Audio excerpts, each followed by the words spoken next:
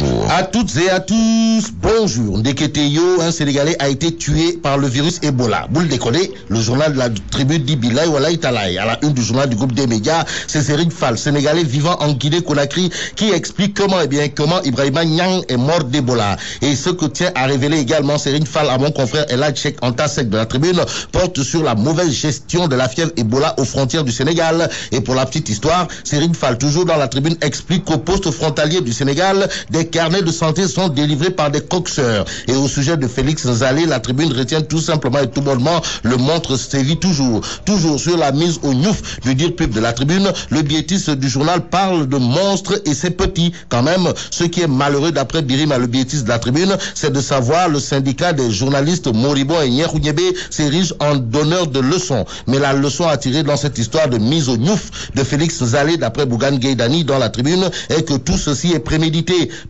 parce que le placement en mandat de dépôt de Félix Nzalé a été annoncé avant même que le procureur ne se prononce sur l'affaire, annoncé par qui?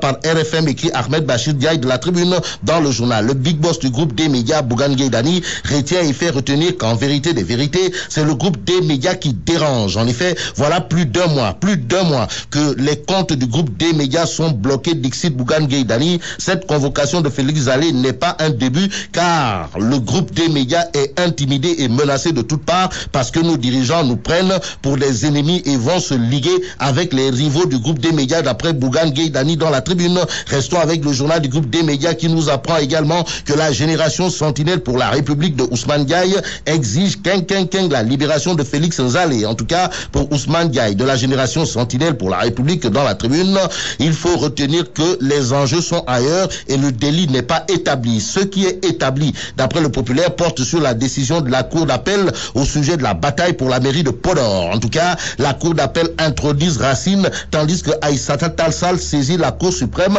Voilà le titre qui barre la une du populaire. Dans le journal, c'est Mamadou Racine qui dit que oui, je suis nouveau maire de Podor, oui, Ngapatingololi, action-réaction. Aïssata Tall Sall qui multiplie par 0 le fait Mbote de Racine si soutient, je reste maire malgré cette pseudo-décision. Wakumba, mais la grosse bizarrerie aux allures de Tchakhan et de Tapalé dans la décision de la Cour d'appel bombardant le bonnet d'âne des locales à Podor au poste de maire de la localité selon le populaire est que 4 des 9 magistrats boudent la délibération. Pape Ousmane Diallo, Abdourahmane Aou, Pape Alioune Sané et Momar Sidibé ont quitté la salle au moment du délibéré, informe le populaire, ce qui sans contour ni détour veut dire d'après enquête le journal qu'on est dans la grande confusion parce que Racine Sy a tout l'air d'un maire Nyerhouniébé et Ndoumbelane selon enquête le journal qui rappelle que seuls 5 juges élisent Racine Sy. Quant aux 4 autres juges, ils se sont tout simplement et tout bonnement rebellés parce que renchéris cette fois Sud Quotidien, ils ont refusé catégoriquement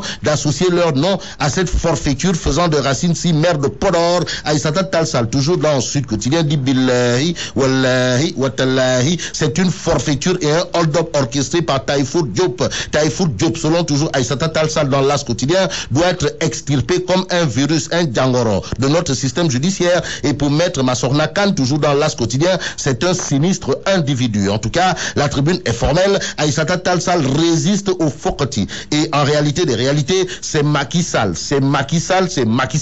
qui arrache la mairie de Podor à Aïssata Tall Sall, écrit la tribune. Ce qui, d'après Direct Info, veut signifier qu'à Podor, la volonté populaire a été confisquée parce qu'à la place de celle qui a remporté le scrutin du 29 juin, on veut installer par la force de l'imbam le bollet d'âne, en l'occurrence Racine Sy, si on en croit Direct Info.